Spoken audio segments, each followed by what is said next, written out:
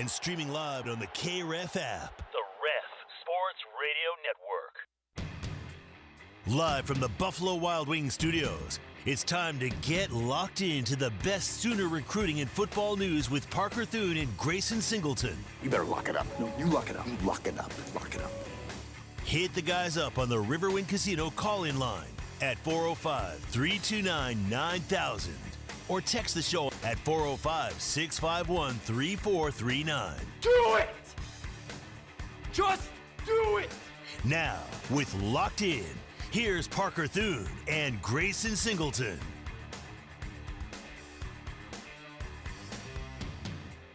It is locked in. We are locked in. And Jaden Petite, at long last, is locked in with Oklahoma. I was in the middle of preparing our Thanksgiving Day feast at the Thune house yesterday when the news hit that Jaden Petite had finally announced his commitment to Oklahoma less than 24 hours after decommitting from Wisconsin, which had long been anticipated. And Grayson Singleton, unfortunately, the Wisconsin Badgers 2026 recruiting class is battered and listing like the Edmund Fitzgerald, and the University of Oklahoma is Lake Superior. And, folks, the gales of November came slashing. Look at you, man. Look at you with the alliterations. How was your Thanksgiving, homie? Because it sounds like you had a pretty good one if you're coming out on fire like that.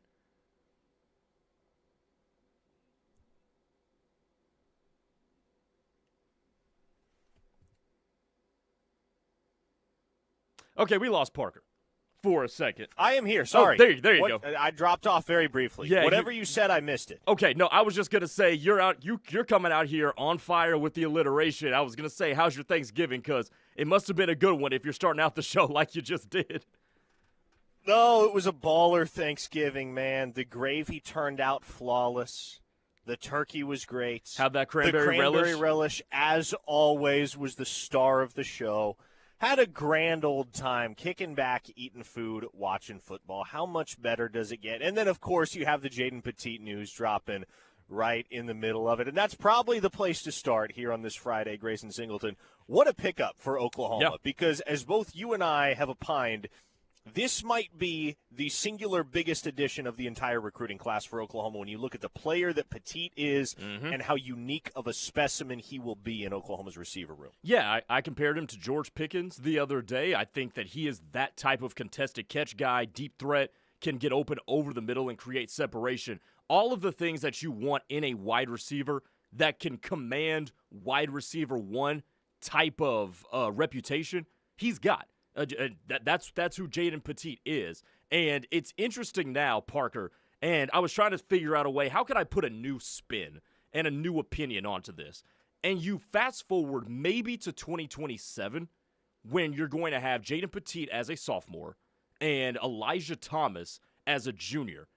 That 1-2, Parker Thune, like you're talking about lining up Elijah Thomas and Jaden Petite on opposite sides of the field. Hell, if you want to line one of them up in the slot and they can be next to each other. You got Tyler Ruxer or Ryder Mix at your tight end. Hell, you can even use both of them because Tyler Ruxer can play a slot receiver very well or outside.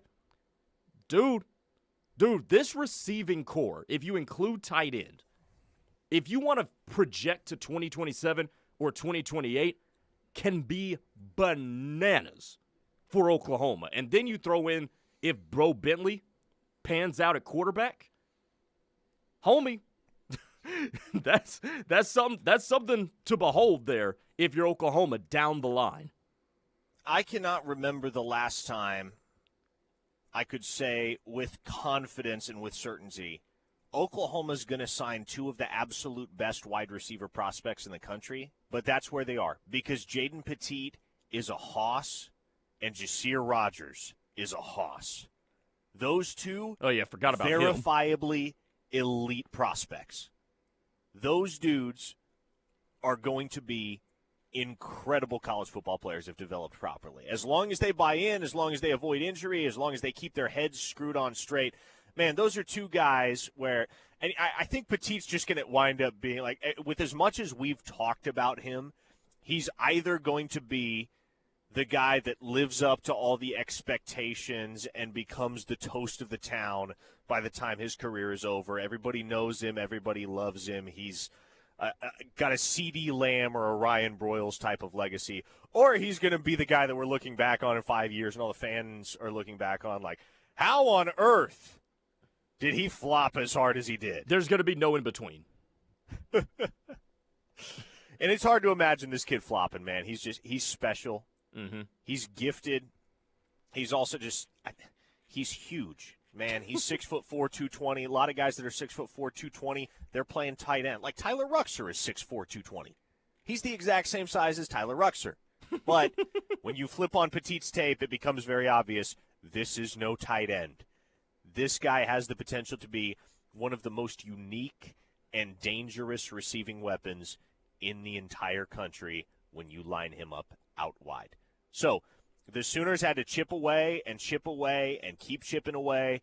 It certainly helped that Wisconsin had the season that they did, Grayson. But one way or another, you're just glad it worked out for the Sooners because, man, what a waste it would have and could have been if that guy would have gone to the University of Wisconsin to block 50 snaps a game. I mean, yeah. Hey, by the way, you and I talked about this a couple of weeks ago, I believe, off air. But what a matchup it would be if down the road LSU and Oklahoma play each other, and you've got Jaden Petit lined up opposite of, I can't remember his name, but that DJ Pickett, thank you. That corner that is 6'5". I mean, you're talking about the Twin Towers going up against each other. And I know this was probably before, Parker, you were covering recruiting, but I looked this up. Do you remember what Kelvin Benjamin was when he came out of high school? He was like 6'4", 230, wasn't he? Yes, which is around the same size that Jaden Petite is. And when I think of jumbo wide receivers in college, my first thought goes to Kelvin Benjamin. Now, can he be the same impact player that Kelvin Benjamin was at the college level? We'll see. We'll see. Yeah, well, Kelvin Benjamin's undoing was the fact that he couldn't lay off the lasagna, but that didn't happen until he was playing professional ball. I was about to say, he was a first-round pick, too. As long as Jaden Petite's demise, if it's the type of demise that befell Kelvin Benjamin, as long as that waits until after he's done at OU, you'll take it, right? Before we go any further, folks, need to remind you of a couple things. First off, if you want to hit the text line and interact with us throughout the show, 405-651-3439 is how you do it. And secondly, the show is brought to you by Dorsey Jones GMC out in El Reno. Family owned and operated. If you're shopping around looking for a new vehicle this holiday season, give Dorsey Jones a call or a visit because GMC offers some of the most reliable trucks and SUVs that you'll find on the road, and Dorsey Jones complements that with their fantastic service, including half-price oil changes on Saturdays. So, appreciate Dorsey Jones and all that they do for our show and for all of us here at The Ref. Now, Jaden Petite committed just a little over 24 hours ago, Grayson.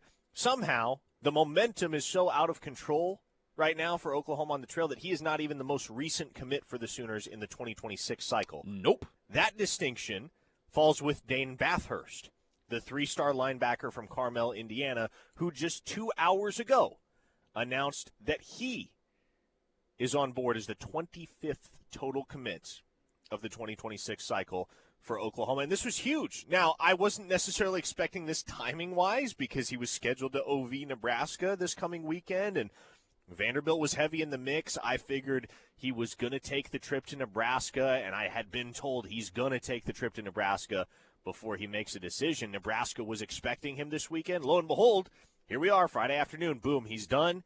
He's an Oklahoma Sooner. Huge get for Oklahoma. Yeah, and remember when we first discussed Dane Bathurst coming on campus, remember I said this is one that you have to hit a grand slam, not hit a bunch of singles. There's not going to be some sort of instilling a relationship. You've got to blow the kid out of the water quick, fast, and in a hurry. And it seems as if they did that.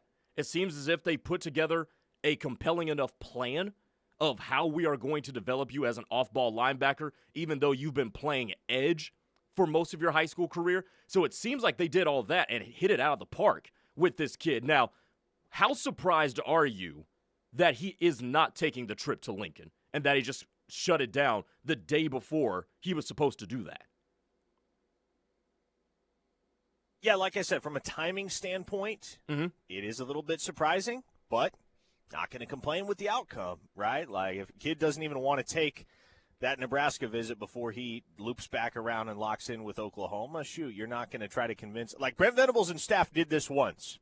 There at one point was a kid that wanted to commit to Oklahoma, and Brent Venables and his staff were like, you know what? Finish up your visits first. That guy's name was Jackson Dart. It was when he was in the portal after his freshman season at USC. And we know how that ended.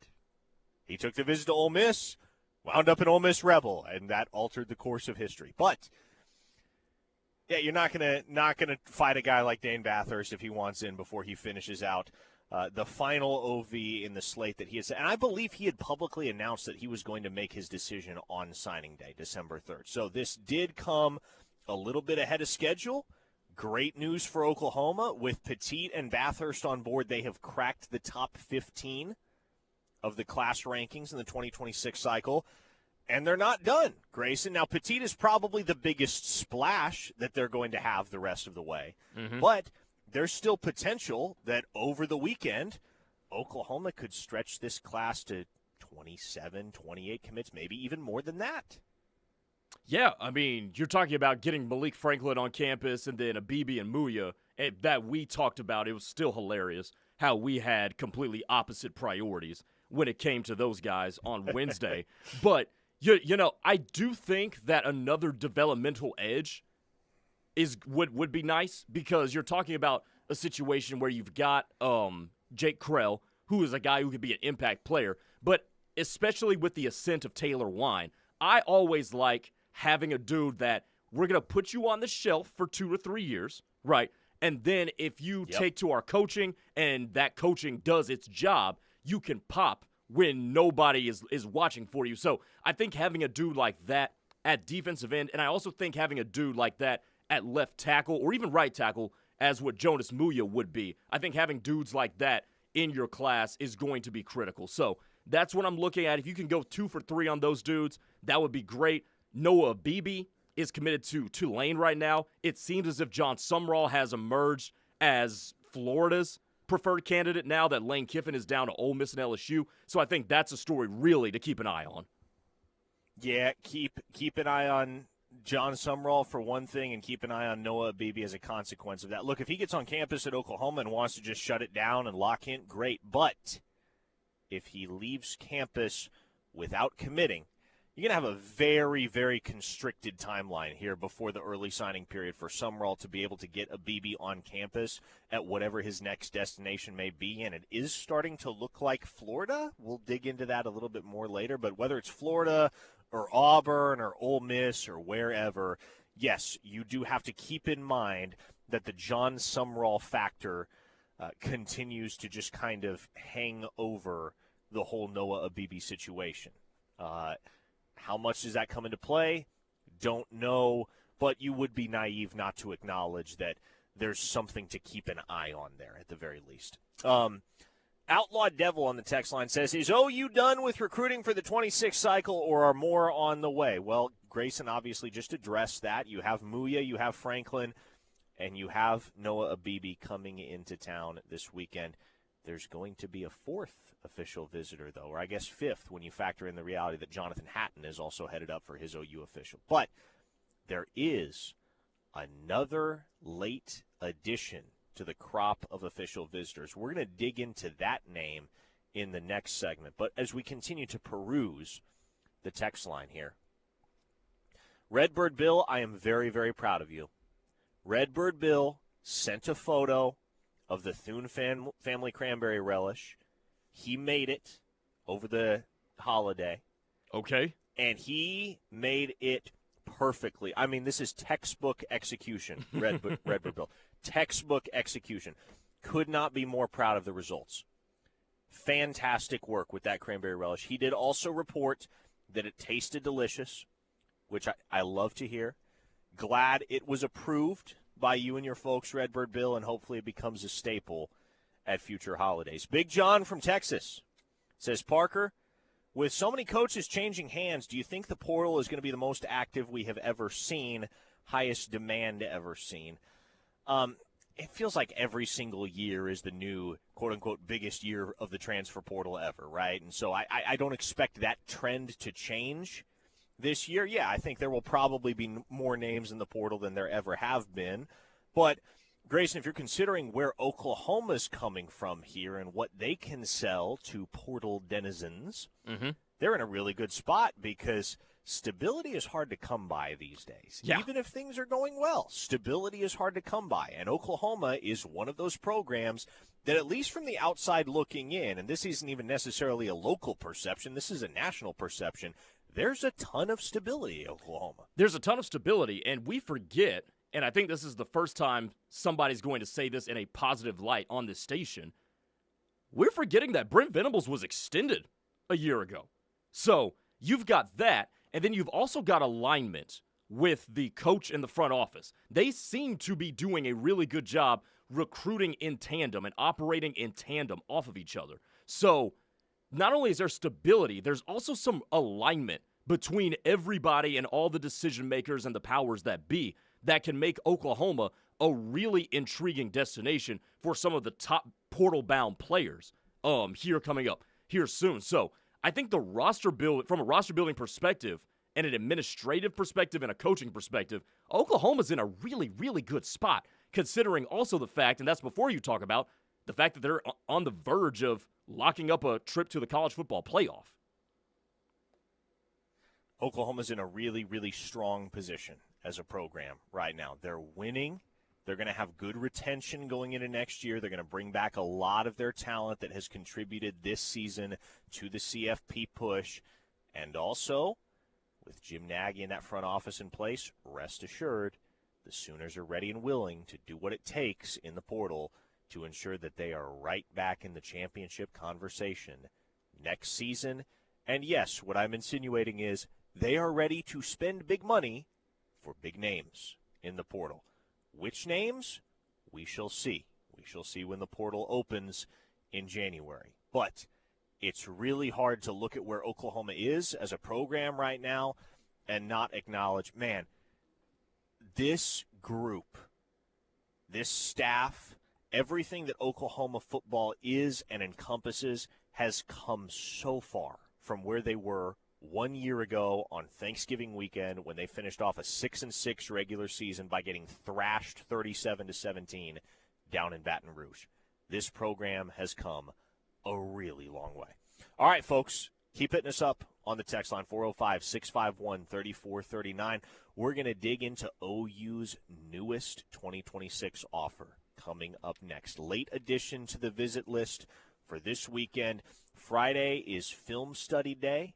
And so we're going to dive into his film and explore what type of player this Kristen Moore character is that Oklahoma has identified in the 2026 cycle here late. Stay with us here on The Ref, the home of Sooner fans. We'll be back.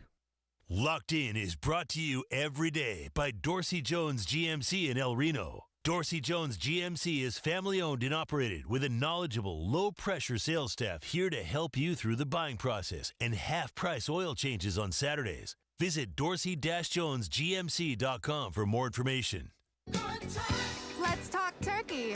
Riverwind is OKC's favorite place to play. And we've got plenty of jackpots to be thankful for. Why stop at one thrill when you can chase all three at once? Play blackjack, baccarat, and roulette on our all-new gaming machine. Looking for the best in rewards? Elevate your player status when you win with your wild card. Fridays in November, play for your share of our $120,000 Pixel Power giveaway. Expect the best at Riverwind. Severe weather can strike when you least expect it. Be ready. Download the KOCO5 News app and enable notifications. I'm getting the alerts from Channel 5 on my phone, and so we decided to go to our safe room. Customize the alerts sent directly to you. Severe weather coverage streaming right to your phone. This is your tornado moving up to the northeast. The most accurate forecast, preparing you days in advance. Before severe weather strikes, get the first alert. Download the KOCO5 News app. The TSET Healthy Youth Initiative is making a difference in every corner of Oklahoma, working to prevent teen tobacco and vape use, fueling our minds and bodies through health education, and empowering the next generation of leaders. Why? because we are the future of Oklahoma. The TSET Healthy Youth Initiative, investing in Oklahoma. Learn more at tsethealthyyouth.com. Brought to you by the Tobacco Settlement Endowment Trust. Hey Oklahoma, Colton Thompson here at Norman Hyundai. The holidays are right around the corner and we know you've got places to be. Grandma's house, holiday shopping, and maybe even a little road trip. So we've got great deals on the full Hyundai lineup to make your season just a little brighter. Deals like 2.9% on the all-new Palisade or even 0% on the Hyundai Santa Fe and Tucson. Plus, with America's best warranty, 10 years, 100,000 miles, you'll drive away with confidence knowing we've got your back. NormanHyundai.com. 1 in 4 Americans today are living with a disability. I'm one of them. People with disabilities are extremely talented, resilient problem solvers that have so much to offer. And we've got a trusted ally on our side, an organization we can rely on, Easter Seals. Easter Seals is leading the way to full equity, inclusion, and access to healthcare, employment, and education for people with disabilities, families, and communities. That's my Easter Seals. Make it yours. Learn more and get involved at easterseals.com. At Oklahoma Electric Cooperative and OEC Fiber, being a local cooperative means more than just doing business. It's about building a community. We're owned and operated by people just like you, ensuring that every voice is heard and every decision strengthens us all. A core principle of cooperatives is concern for community. That means we are located here, right in your backyard, creating jobs, supporting local initiatives, and providing you more individualized, reliable service. OEC and OEC Fiber, that's the power of connection. For the cost of a round of golf or a nice dinner out, you can have peace of mind that your lung health is in check. That peace of mind, it's a $75 lung scan performed in November at Norman Regional. November is Lung Cancer Awareness Month, and our lung experts want you to know that early lung cancer detection saves lives. Visit normanregional.com/lungscan or call 405-307-2290 to schedule your discounted $75 lung scan. Hi, I'm Martha Stewart. Every year, more than 4 million pets enter shelters here in the United States. My friends at American Humane have been helping animals since 1877.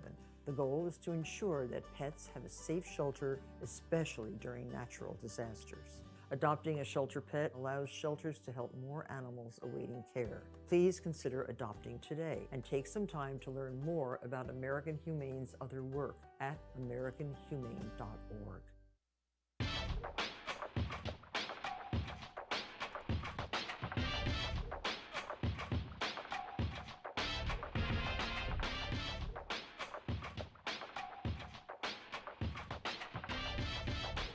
We're rolling here on a Friday.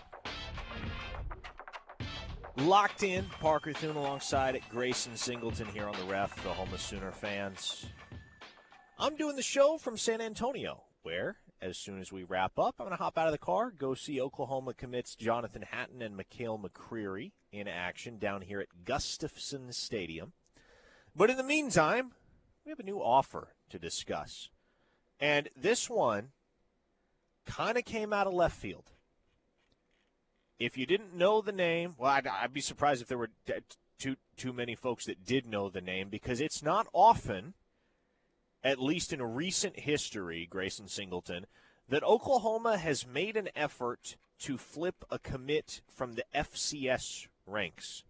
But that is the reality with currently unranked linebacker Kristan Moore. I don't know if I should clarify whether it's Kristen or Christian. It's spelled Kristen, but sometimes you get a letter that isn't there. Sometimes, or like I always think of Dwayne Wade. His name is spelled Dwayne, but obviously it's pronounced Dwayne. Or like there are myriad examples of just quirks like that. So it's spelled Kristen.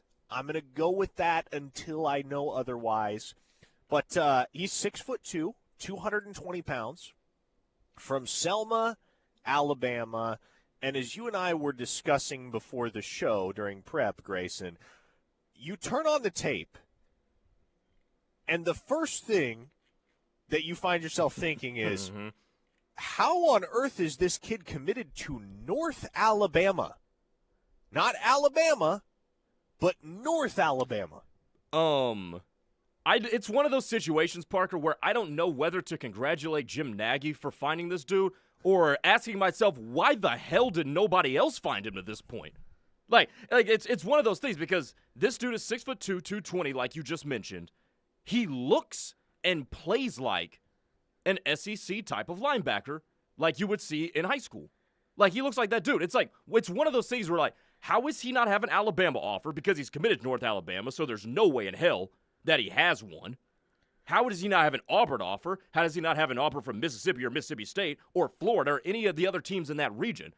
Like, what's going on here? And it's one of those situations where you're just like, how is this possible? But, hey, Jim Nagy, Nate Dreiling, good on you guys for finding this dude because you're clearly cleaning up the mess that everybody else left being negligent in their duties with this dude. Like, does this kid moonlight as an actual clown like Cam Tucker from Modern Family? I genuinely. Oh, man. Does his GPA suck? Does his GPA, like, start with a 0 or something? Because he's a really good football player. Yeah, he is. Man. He really is. This is why I encourage everybody, because we want all of you that listen to the show to be as well informed as possible, but we only have an hour a day to inform you all. So the encouragement I make to every single one of y'all that listens to the show with regularity and wants to chime in about the offers, the commits, the targets, etc., is, hey, before you formulate a take, watch the film. Mm-hmm. And when you watch Kristen Moore's film, you walk away thinking, I don't really care who this kid is committed to. It's very, very obvious that he can play ball and he would add value at the University of Oklahoma. And so, man, I genuinely, I would have to think back to the last time Oklahoma even expressed interest in offering a scholarship to a kid that was committed to an FCS program. I mean, this is a deep cut by Jim Nagy and the OU staff. But you get kids that fall through the cracks every single year, man. Every single year. And so, evidently, this is just one of the guys that somehow down there in the heart of the Deep South fell through the cracks for every other SEC program. And I think that's why, Grayson, it took Oklahoma so long to pull the trigger. I think this was a very calculated maneuver by Jim Nagy in the front office because you got to know, if you're the University of Oklahoma and you offer a kid kind of out of nowhere, everybody's going to be doing their homework on this kid, and more than likely he's going to have other offers flying his way. But let's say you offer him on Thanksgiving Day, which just so happens to be his birthday as well. Oh. 6 days before the early signing period, at which point he only has 1 weekend left on his schedule before he signs to go take an official visit. Well, you have effectively eliminated any margin for any other school to crash the party. I mean, at that point, are you not the prohibitive favorite to land him by a landslide?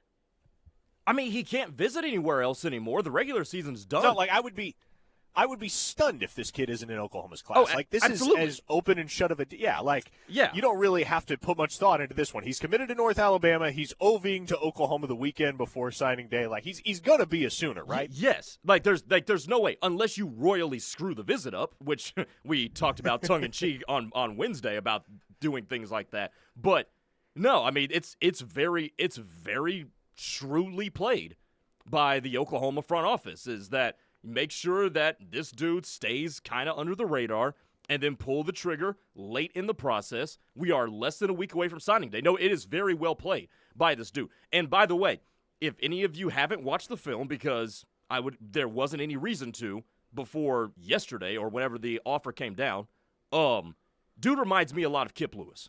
Rough rider, fast, violent in all the right ways, very instinctive in terms of filling gaps and whatnot.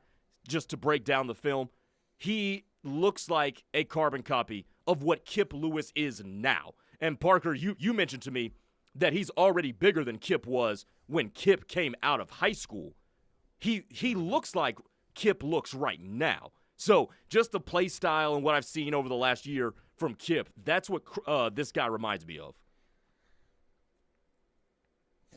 if he winds up being anything close to the player that Kip Lewis was, as an unranked kid that you offered at the last possible second, yep, that's worth whatever investment Oklahoma makes into Kristen Moore. And again, he is going to OV this weekend to Norman. Would be very surprised if Oklahoma is unable to wrap this one up. The thing that I always look for in linebackers, Grayson, and it's not all-encompassing, but it encompasses a lot of things. But you're going to get where I'm going once I explain this and expound upon this.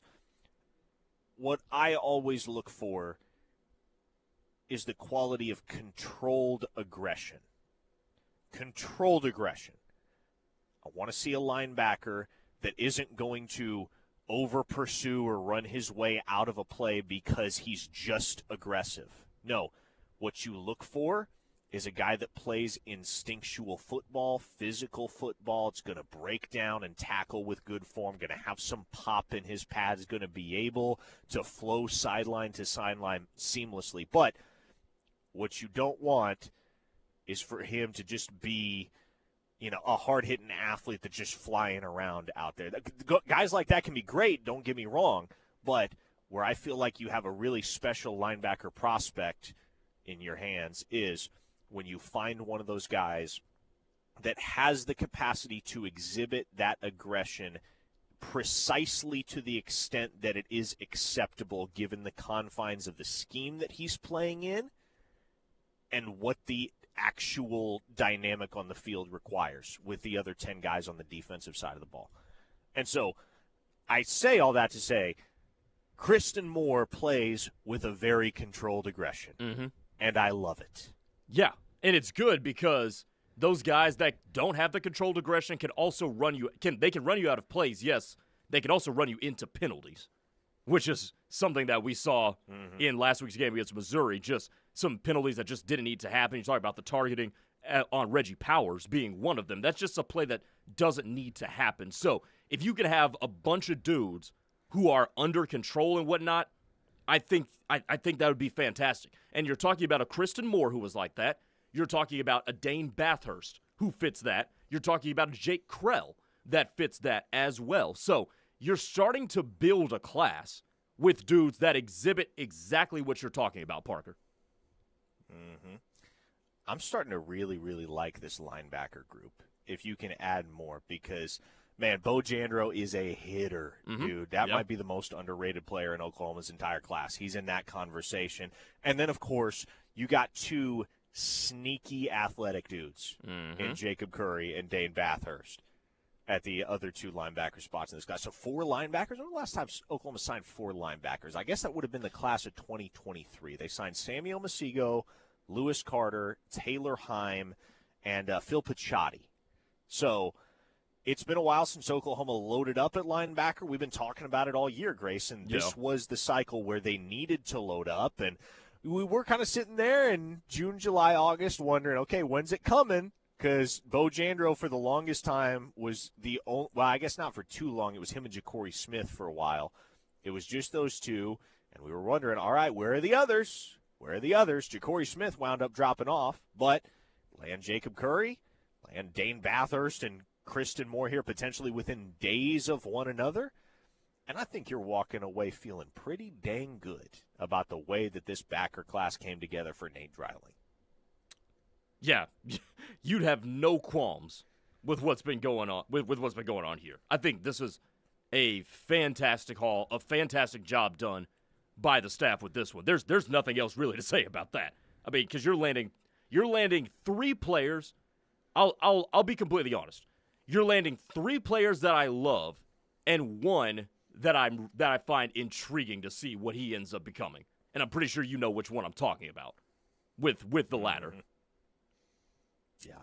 I tell you, man, the other thing I love about the way that the Oklahoma front office has kind of played their hand throughout this cycle is that they have saved room for those late stock risers. And Jim Nagy tweeted something That's a really good about point. this a couple weeks ago. Yeah, he tweeted something like, you got to be ready for these, like you got to be ready for tips if you're a secondary player. Ball gets tipped up, you got to be ready to react, right? And that's what these late stock risers are for guys in the personnel world. And that's so true, but it's also not something that OU has really done in years past, is leave space at the end of the cycle for guys like Dane Bathurst and Kristen Moore and Malik Franklin and yada, yada, yada, right? It's been, okay, you get your class locked in, and then towards the end, you're just fighting to flip some big-name dudes, or in Peyton Bowen's case, just going down to the wire with a couple of other schools for one of the absolute best prospects in the nation. The only time that I can really recall in the Brent Venables era, the Sooners making a late push for a late stock riser would have been when they signed Taylor Heim in February of 2023. That's the one guy ever since Venables got to town that Oklahoma just kind of decided, okay, based on senior tape, we're going to make the move here. Now, they kind of had to make some emergency pushes for guys like Marcus Strong and Ashton Sanders down the stretch in 23 when some more desirable options fell through for them on the defensive line. But I love the fact that Jim Nagy and Lake Dawson and Stacey Ford and the whole brain trust there intentionally kind of kept a soft cap on the class with the knowledge that down the stretch here there may be 5 or 6 guys that pop onto our radar that we might really love and want to get on board. Let me ask you this, because there's also some text I want to squeeze in here at the back end of this segment. Okay. Do you believe that they morphed their approach to what we see now once they realized, oh, we actually might contend for the CFP this year, rather than, okay, we're being a 7-8 win team, so we need to get all these guys locked in fast? Do you think that once they saw, okay, we're off to a 5-0 start, then we go 6-1 after the win over South Carolina, they said, okay, let's back off just a little bit and see what actually happens here? I think this is more about just knowing what you have and knowing where you want to go, because we have talked about the discrepancy between the roster composition for Oklahoma on the offensive side and the defensive side.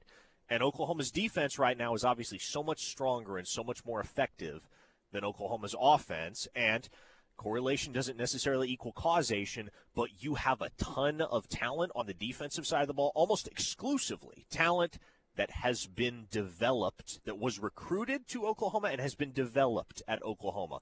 On offense right now, you have a bunch of portal acquisitions. So I think for Oklahoma and for this front office, it's about knowing that, hey, we got some really talented dudes right now, not only amongst our senior and junior crop, but guys that are going to be roster cornerstones right now, or in future years, that are freshmen and sophomores right now.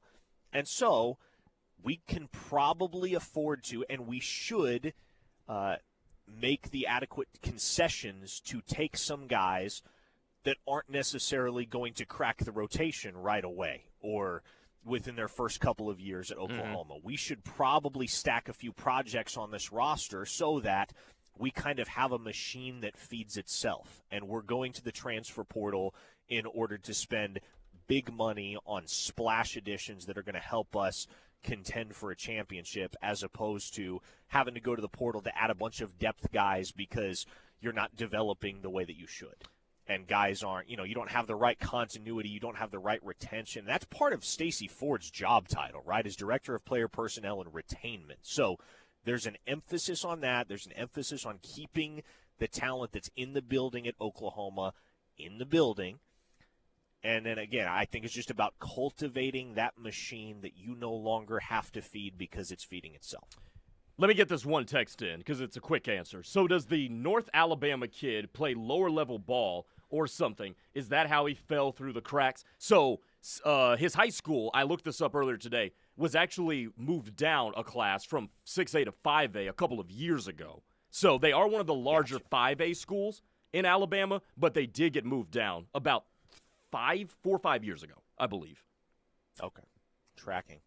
All right, folks, one more segment to go here on Locked In. Coming up next, we will award the coveted KREF Recruiter of the Month distinction, and you're going to have to help us determine who the KREF Recruiter of the Month is, because there are a lot of deserving candidates for the month of November. So be ready to fire on the text line at 405-651-3439. Keep it here on the Ref, the home of Sooner fans. A true Sooner fan wouldn't be caught dead without the KREF app. Join the Army. Get the app. Tell your friends. This is The Ref, where diehard Sooner fans listen. 90 days, no payment during Happy Honda Days at Eskridge Honda. Drive home in a new 2026 Honda HR-V Sport front-wheel drive for just $298 per month. That's right, $298 per month. Or take advantage of 2.99% for up to 48 months. 90 days, no payment during Happy Honda Days at 89th and I-35 or online at eskridgehonda.com. Stock number 0250, 10,000 mile, 36-month lease, $49.99 down plus TTNL, WAC through HFS. See dealer for details. Hey Ref Army, are you thinking about Christmas gifts and bowl game gear? The Ref store is open. Hey. Get the latest and greatest Ref designs like Hard to Kill and Alabama State Champs. T-shirts and sweatshirts are available, plus 2 new Ref hats, Ref Army shirts, and several softball designs like Softball is Life. Go to kref.com, select the Ref store, and order today. Gear up this holiday season with the home of Sooner fans at kref.com. My name is Emma. I am 13 years old. 6 years ago, I was injured in a car accident that left me paralyzed from the waist down. Last January, I got to meet my service dog, Marcia. Marcia helps me open doors. She picks up things that I can't reach. She makes me feel like together we can do anything. We are just one of the thousands of teams Canine Companions has paired together over the past 50 years. Visit canine.org to see the many ways you can change lives. Hey Sooners, I'm OU alum and Boyd Street Ventures founder James Spann. Some players are just built different, and so are some companies. At Boyd Street Ventures, we find under-the-radar Oklahoma companies with the drive, grit, and talent to win big. Our portfolio is growing fast, and so is our investor interest. Fund 1 closes December 31st, so don't wait. To learn more, visit BoydStreetVentures.com. That's BoydStreetVentures.com. Under the radar, above the crowd. Hey, life doesn't stop when cancer starts. After diagnosis, treatment is vital. But for some, just getting there, to appointments, chemo, or radiation, is a major challenge. You can change that. Volunteer to give rides with the American Cancer Society Road to Recovery program. Driving for a few hours of your day can make a life-saving difference for someone with cancer. Visit cancer.org/drive to learn more. A luxury experience awaits you at the Artesian Hotel, Casino, and Spa. Relax in one of our elegant suites, complete with exclusive dining options. Take a trip to the Serenity Spa and let your cares melt away, or enjoy upscale shopping in our many boutiques. And don't forget to explore your gaming options for your chance to win big. Find your luxury experience at the Artesian Hotel, Casino, and Spa, 1001 West 1st Street, Sulphur, Oklahoma. Call 1-855-455-5255 or visit artesianhotel.com for complete details. Don't you wish your life came with a warning app? Stop. That dog does not want to be petted. A heads up before something bad happens. You should not send that text. Uh-oh. Life doesn't always give you time to change the outcome, but prediabetes does. With early diagnosis and a few healthy changes, you can reverse prediabetes and prevent or delay type 2 diabetes. To learn your risk, take the 1-minute test today at doihaveprediabetes.org. Brought to you by the Ad Council and its prediabetes awareness partners. Are you looking for luxury apartments for rent in Norman? The Falls at Brookhaven offers stunning apartments and a well-maintained, calm atmosphere. Enjoy our landscaping, a swim in the pool, or take your pet for a walk in one of our 2 dog parks. Our spacious outdoor areas and state-of-the-art amenities will make this new home feel like a resort. All this can be right outside of your door when you live at the Falls at Brookhaven. Call our locally owned and operated community at 405-701-8233 or go online to thefallsatbrookhaven.com to view our spacious floor plans.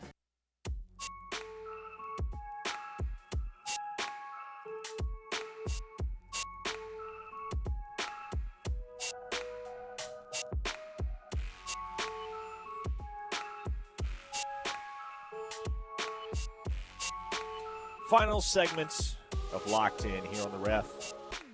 The home of Sooner fans, Parker Thune and Grayson Singleton here with you, wrapping things up on a Friday. 405-651-3439 is the text line if you want to make your voice heard, and we will need your voices heard here because we have to make a very important determination. Who is the KREF Recruiter of the Month for the month of November. And we have a race on our hands here, Grayson Singleton.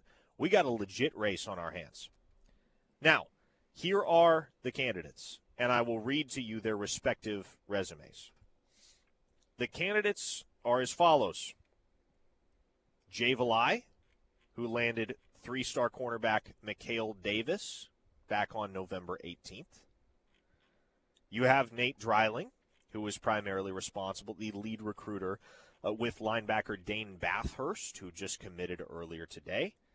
You have Brandon Hall, safeties coach, who oversaw a very important flip for Oklahoma earlier this week as they landed Markel Ford, who flipped his commitment from SMU. We have Emmett Jones, who was instrumental, obviously, in helping flip Jaden Petite and sowed the seeds there for a long, long, long time in order to get that one done. And we've talked about Petite's importance and potential impact within this class. That's as big of a singular addition as Oklahoma has made all month, and really all year, in my opinion. But I believe that the most deserving candidate and the individual for whom I will be casting my vote as KREF Recruiter of the Month is DeMarco Murray. DeMarco Murray not only landed 3-star running back Jackson Stokes in the 2027 class back on November 7th, but he also got his guy in the 26 cycle. Well, he already had a guy in Dezeffin Walker. He got the guy that he'd been chasing the longest in Jonathan Hatton, who flipped his commitment back from Texas A&M to Oklahoma on Monday. And so to me, DeMarco Murray, as far as I can tell / recall, he's the only position coach this month that locked in multiple pledges, and especially with the significance of Hatton's addition in particular, Grayson, DeMarco Murray gets the nod for me. You and I are in lockstep on this one. And Jaden Petite flipping to Oklahoma certainly gave it a push for me. But if you're looking at a dude who, yes, got multiple, but also you got to look at the timeline of events, right? You look at the fact that Jonathan Hatton had been committed to Texas A&M, and then all of a sudden you hear a little smoke, a little steam, like, wait, hold on, hang on a second. This might not be a done deal. And then all of a sudden that dude flips. And you look at how college ready he is. And you look at, then he got Jackson Stokes too. I have a hard time kicking Emmett Jones, who did phenomenal work to get Jaden Petite. I have a hard time kicking him over DeMarco. So that's who my vote is going to go for. The text line seems pretty split so far. We're getting votes for Emmett Jones. We're getting votes for DeMarco Murray. And basically it comes down to who do you think plays a larger role, makes a greater impact at the collegiate level. If you favor Petite, you're going to go with Emmett. If you favor Hatton, you're going to go with DeMarco. But to me, Jackson Stokes is kind of the tipping point because he's a dang good player as well. Yeah, he is. Yeah, he is. A lot of people want to boil it down to or when they think about the KREF Recruiter of the Month, because we do this every month, they want to boil it down to, okay, what was the singular most impactful addition of the month on the recruiting trail? Let's give it to that guy. Well, maybe, in my mind, I do think Petite slightly outweighs Hatton, but you got a whole nother dude on top of that on DeMarco's resume with the addition of Stokes, whom I really, really like in the 27 class, and obviously Oklahoma really likes him as well. U.S. Army Sooner says, you two shouldn't vote first. You've already decided, and the Army hasn't voted. We're letting the Army vote. Hey, y'all can overrule cast us. Your vote. Send a text, 405-651-3439, while we collect feedback there. There is another premier Oklahoma target that just announced a commitment date within the last 48 hours, and he is going to be on campus this weekend, and he will be committing very soon. 4-star defensive lineman Elijah Harmon from Inglewood, California, is going to visit Oklahoma tomorrow, and then he's going to lock in his pledge on December 7th. Now, on Wednesday's show, Grayson, I mentioned that especially if things went well this weekend, I could see Elijah Harmon making a decision in the next couple of months. Turns out he's going to make a decision far sooner than that. He's going to make a decision in the next couple of weeks. And needless to say, if you didn't infer this much from the timeline of events, things look great for Oklahoma here. Yeah, no, they do. And he would be an excellent add to that 2027 class. Obviously, D tackle, they did really well with in the 26 class with Brian Harris and Tank Carrington. So, and then T-Rod Richardson as well. But to get that 2027 class kickstarted on the interior of the defensive line in late November, early December, I think would be an excellent add for Oklahoma and Todd Bates' room. Yeah, this kid is a hoss, man. Oh, he's and a hell of a player. Especially if you can go to Cali and arm wrestle Lincoln Riley for this kid, because this is what it's been. It's an OU-USC battle and has been for quite some time. If you can strong-arm Lincoln Riley and win the battle for a SoCal kid that's in his backyard, feather in the cap. Mm-hmm. Absolutely. Now, shifting gears here as we continue to run down all of the news, if you go to pretty much any recruiting service right now, the top story probably features five-star Georgia quarterback commit Jared Curtis. I was going to ask you about this. It looks like he's going to flip to Vanderbilt. Is that the prevailing belief that he's actually going to do this? Yeah, like this is more than likely happening. He's a Nashville area kid. He committed to Georgia very early in the process, wound up decommitting and then recommitting to Georgia. Mm-hmm. So he's never been committed anywhere but UGA. But Vanderbilt has been making an all-out push for this kid over the last couple of months, and it helps when you're on the verge of winning double-digit games and potentially going to the college football playoff for the first time in program history. And their pitch has been, hey, you come here, you can be our guy from day one, and you can be the greatest quarterback that has ever worn the black and gold at the University of Vanderbilt, a distinction that is probably held by Jay Cutler right now. Yes. So Jared Curtis, I mean, their whole thing with Jared Curtis is obviously we're going to take care of you financially because you have to with a five-star quarterback, but also come here, play from the jump. Diego Pavia is graduating. You can have a legit chance to start as a true freshman, and you can have a serious, enduring legacy here. It's just fascinating to me, Grayson, that we're at the point where we're talking about Vanderbilt flipping a five-star quarterback from the University of Georgia. Hey, man, look, the era of the transfer portal where you can more immediately improve a roster and then deploying resources to do the same thing is going to upset the apple cart in a lot of ways that we haven't. I love this for college football. I love that Vanderbilt can have a five-star quarterback. I love like a school like SMU can have a top 25 class. I love that there is a lot more parity and by virtue of that, a lot more unpredictability in college football. This is a great world we're living in. By the way, because I'm seeing some of the texts come in for Jim Nagy and Stacey Ford, does the front office personnel count in KREF Recruiter of the Month? Because, they get partial credit for everybody. Right? I think that's kind of understood. They have their fingerprint on every single recruitment. So it would be kind of a cop-out to give – because you could give the award to either of those guys basically every single month, and it would be well-deserved. So because of the roles, the broader roles that they play, no. They do not qualify for this award, although they both do deserve their due. It's kind of crazy how much the Lane Kiffin soap opera has shifted in the last few hours, Grayson, because several reputable national reporters are now reporting that Florida is out of the picture and focusing on John Summerall, who's apparently got more on the table for him just in terms of freedom and resources at Florida than he does at Auburn, which is the other school that's been heavily involved in trying to lure him away from Tulane. Mm-hmm. And then it looks like Lane Kiffin is either going to land at Ole Miss, land at LSU, or wind up staying at Ole Miss. It appears to be down to those two options. Yep. By the way, before we go any further, our KREF Recruiter of the Month is brought to you by Right Way Insurance. Call Greg at Right Way Insurance at 405-607-6014 or visit them at rightwayinsuranceok.com. And Lane Kiffin's Ole Miss just almost hung 40 on Mississippi State. They're about to be in the college football playoff. Lane, homie, don't leave, man. Stay with your team, coach them potentially to a national championship, and stay put, dog. You got everything you need right there. I don't want to come in here on Monday and have to talk about Lane Kiffin being the new head coach at LSU. Stay there in Oxford, homie.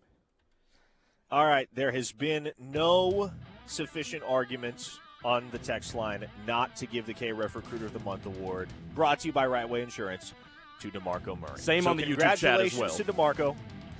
He is your November KREF Recruiter of the Month.